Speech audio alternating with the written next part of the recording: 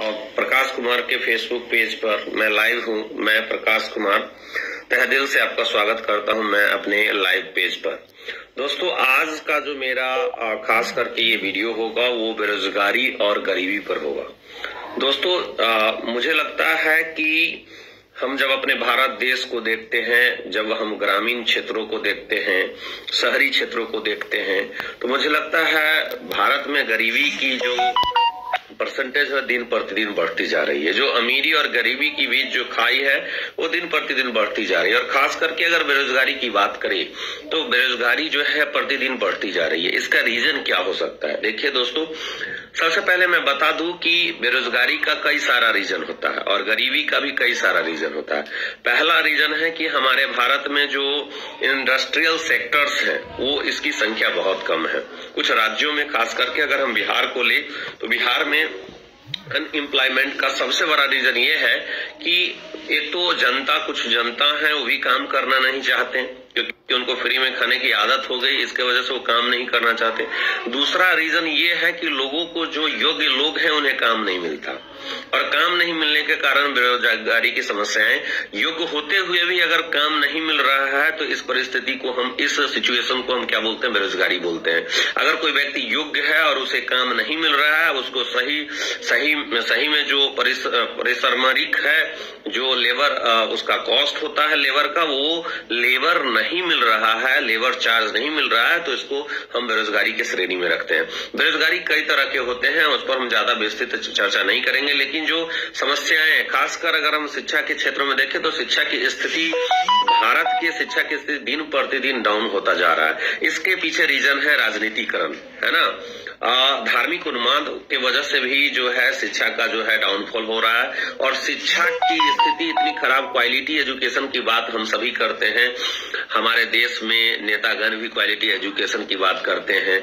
सिर्फ बातें करने से नहीं होती है, धरातल पर पहुंचाने के लिए आप में विल पावर भी होना जरूरी है।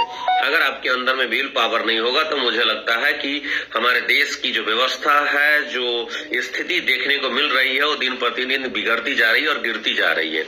मैं कहना चाहता हूं क्योंकि रीजन है इसके पीछे। देखिए, good economy is bad politics and good politics is bad economy. अगर इकोनॉमी अच्छा होगा तो राजनीति खराब होगा, तभी इकोनॉमी अच्छा होगा। अगर राजनीति अच्छी हो रही है तो इकोनॉमी खराब होने की संभावना ज्यादा रहेगी। भारत की इकोनॉमी दिन प्रतिदिन गिरती जा रही है। जैसे आप रुपया को ले लो, रुपया का जो मूल्य है, वैल्यू है रुपया का, जो हमारे इंडियन करेंसी रुपी है, उसका वैल्यू जो है डॉलर की तुलना में देखिए, $1 में हमें 77.40 मतलब 77 रुपया $1 का पड़ रहा है, जो आज तक इतिहास में इतना नीचे तक रुपया का वैल्यू नहीं गिरा था, जिसके वजह से भी महंगाई बढ़ रही है। दूसरा रीजन है कि हम जो बात करते हैं, स्किल की बात करते हैं, स्किल इंडिया की बात बहुत की जाती है, लेकिन वास्तविक तौर पर स्किल नहीं मिल रहा है, लोगों को उस ढंग से ट्रेन नहीं किया जा रहा है ताकि लोग जो है जाकर के सही से काम कर सके। और जो फैक्ट्री वगैरह है, इंडस्ट्रियल में जो फैक्ट्रीज हैं, उस फैक्ट्री पर जो है कोई कानून वगैरह जो है सही ढंग से काम नहीं कर रहा है, जिससे प्राइवेट इंस्टीट्यूशंस वगैरह हैं वो मनमानी करते हैं।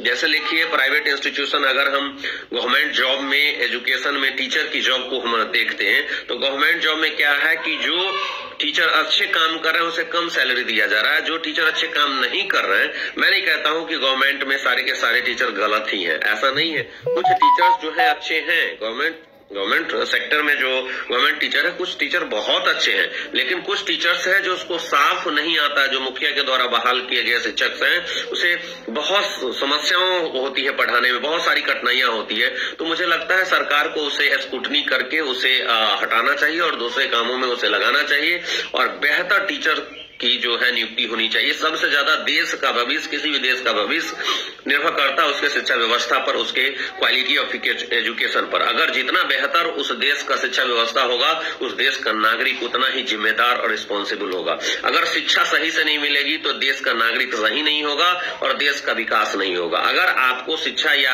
आपके बच्चे को आप बोलते हैं, क्योंकि हमारे यहाँ तो लोग जो है सिर्फ फ्री के राशन लेने के लिए दौड़ते हैं, लेकिन स्कूल में पढ़ाई हो रही कि नहीं, उसके बच्चों को पढ़ाया पढ़ाया जा रहा है कि नहीं जा रहा है, कोई जब प्रश्न नहीं करेंगे, लेकिन वही राशन लेने के लिए, फ्री का सामान लेने के लिए बहुत आगे रहते हैं। इन चीजों में बहुत है, क्योंकि जो शिक्षा है वो दिखती नहीं है दोस्तों। लेकिन आपको पता होना चाहिए, अगर आप अपने बच्चों को शिक्षा देंगे तो डेफिनेटली क्या होगा कि दुनिया से वो क्या है, रोटी कपड़ा मकान, जो भी उसकी प्राइमरी नीड्स की वस्तु है, वो उसे क्या करेगा, छीन लेगा। तो मुझे ये कहना है कि भारत में बेरोजगारी और गरीबी की समस्या पूरी दुनिया में है, लेकिन भारत में थोड़ा ज्यादा है। जैसा कि हाल ही में एक सर्वे हुआ है, उसमें बताया गया है कि भारत जो है विकासशील देश के श्रेणी से नीचे रख दिया गया है भारत को। और जो आप कह रहे हैं श्रीलंका जैसा हाल, डेफिनेटली भारत में ऐसे ही अगर फ्री का सामान अगर हम खाते रहे और फ्री के सामान बांटते रहे सरकार, तो डेफिनेटली ये होने वाला है हमारे भारत देश में कि भारत में श्रीलंका के जैसे कंगाल हो जाएगा और भारत की स्थिति बेकार हो जाएगी। डेफिनेटली मैं ये कह रहा हूं, होश हवास में ये बात कह रहा हूं कि भारत की स्थिति खराब होने जा रही है। अगर सरकार इस पर ध्यान नहीं दी, इस पर कदम नहीं उठाई, तो भारत की स्थिति भी, क्योंकि जितने भी फ्री की चीज है उस सबको रोका जाना चाहिए और जो जितने भी जनता है उसको योग्य बनाया जाए, एलिजिबल बनाया जाए, उसको स्किल दिया जाए, उसके बच्चों को स्किल दिया जाए, स्कूलों में पढ़ाया जाए सही ढंग से, सही टीचरों की नियुक्ति की जाए।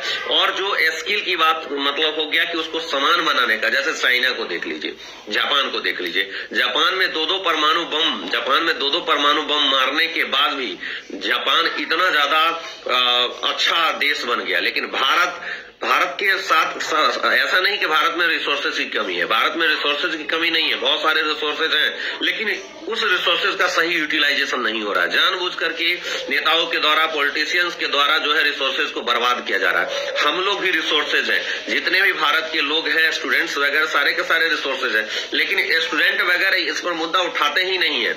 क्यों उठाएंगे?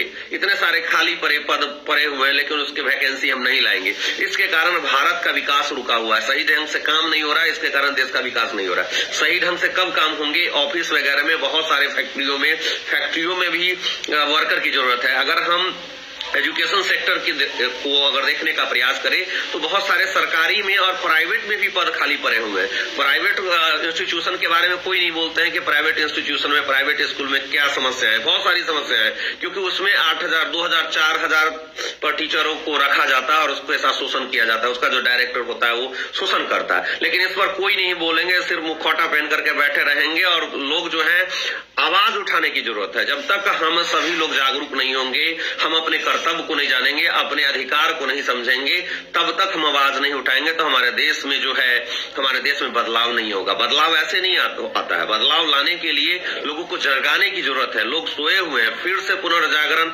रेनेसा की जरूरत है। जैसे राजा राम मोहन राय ने भारत के लोगों को जगाया कि भारत के लोग सो गए थे, उसी प्रकार से भारत में एक रेनेसा की जरूरत है, पुनर्जागरण की जरूरत है। लोग सो चुके हैं, वो अपने कर्तव्य को नहीं जान रहे हैं, ड्यूटी को नहीं जान रहे हैं कि उसका उद्देश्य क्या है, उसका भविष्य क्या है। उनके जो बच्चे के भविष्य जो है नरक में जा रहे हैं।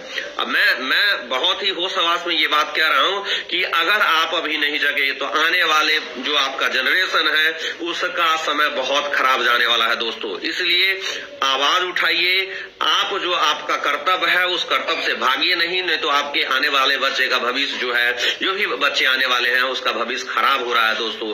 हम लोगों का भविष्य तो खराब कर दिया इन सरकारों ने, जितने भी सरकार हैं सबने अपना अपना उल्लू सीधा किया। मुझे लगता है कि हमारे भारत के लोगों को इसके लिए आवाज उठाना चाहिए। हमारे देश की, हमारे बिहार वासियों को जो है आवाज उठाना चाहिए। और आवाज क्या उठाना चाहिए कि एजुकेशन सिस्टम सबसे पहले सही होनी चाहिए, और जो हमारा हेल्थ सेक्टर है उसको सही, हर हाल में सही होना चाहिए। क्योंकि एजुकेशन सिस्टम, अगर एजुकेशन सही होगा, मैं ये नहीं कह रहा हूं कि सरकारी स्कूल में पढ़ाई नहीं, मैं कहता हूं प्राइवेट स्कूल में भी पढ़ाई नहीं होती है।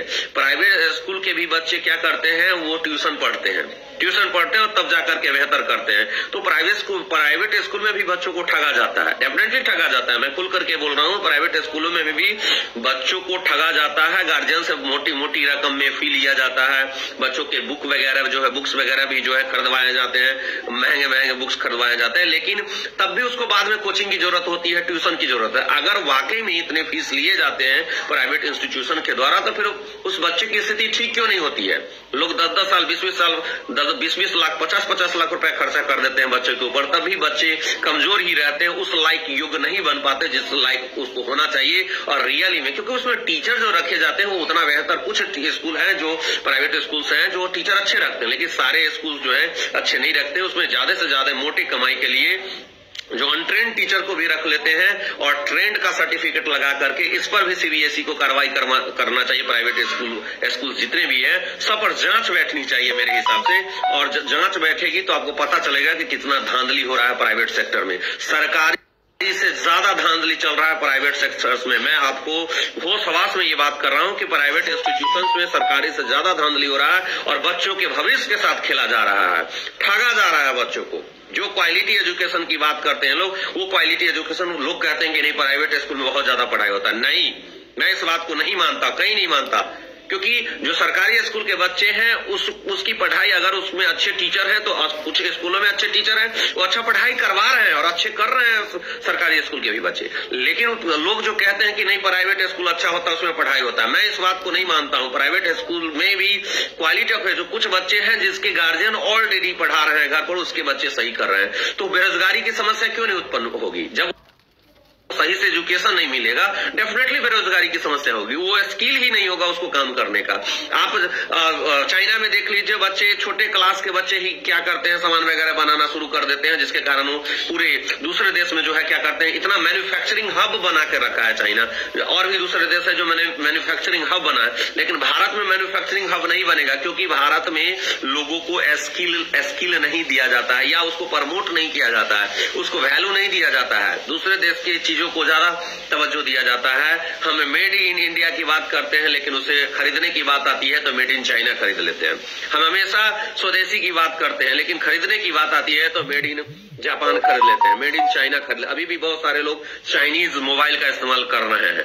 क्यों कर रहे हैं? क्योंकि वो कहते हैं हम देशभक्त हैं, हम पक्का देशभक्त हैं, लेकिन अभी भी चाइनीज मोबाइल वो खरीद रहे हैं। और एक तरफ चाइना जो है हमारे संपत्ति को हड़प रहा है, और दूसरी तरफ हम क्या कर रहे हैं, हम चाइनीज वस्तु को खरीद करके उसके आर्थिक रूप से मजबूत कर रहे हैं। और दूसरी तरफ हम बड़ी बड़ी बातें करते हैं कि नहीं वाकई में कि हमें चाइना को बहिष्कार करना चाहिए, हम देशभक्त हैं। देशभक्त ऐसे नहीं होता।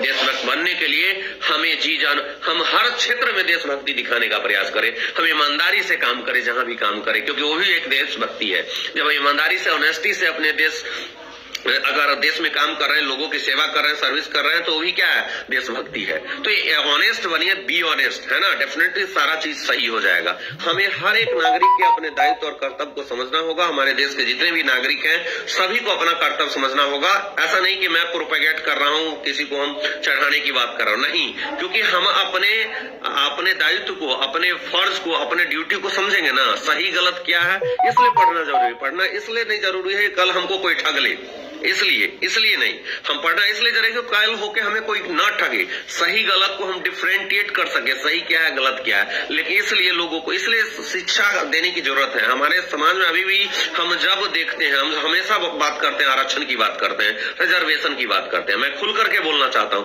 अभी भी आरक्षण उन्हीं लोगों को मिल रहा है जो लोग जो है संपन्न है। आम लोगों को आरक्षण का लाभ नहीं मिल रहा, जो पढ़ेगा उसी को न मिलेगा आरक्षण। इसलिए पढ़िए, अगर आरक्षण का लाभ लेना चाहते हैं तो पढ़िए, नहीं पढ़ेंगे तो आपको आरक्षण का लाभ नहीं मिलेगा। जो लोग पढ़ते हैं उन्हीं को आरक्षण का लाभ मिलता है, जो पढ़ेंगे नहीं उसको आरक्षण का क्या, सरकारी जॉब में आरक्षण का लाभ मिलेगा। अब जो पढ़ते हैं उनको लाभ मिलता है, तो पढ़ते हैं कौन, पैसे कौन खर्चे करते हैं, जिसके पास पैसा है। लेकिन गरीब लोग पैसे खर्चा नहीं कर पाते, बच्चों को नहीं पढ़ा पाते। अभी भी बहुत सारे गरीब लोग जो गांव में देखेंगे तो ये ऐसे लोग हैं जो बच्चों को नहीं पढ़ा रहे हैं, उसको आरक्षण का लाभ नहीं मिल रहा है। वो बच्चे अच्छा कर सकते थे, उसे आरक्षण का लाभ मिल सकता था, लेकिन नहीं मिल रहा है, जिसके कारण वो बेरोजगार है। 3 महीना काम करते हैं तो 9 महीना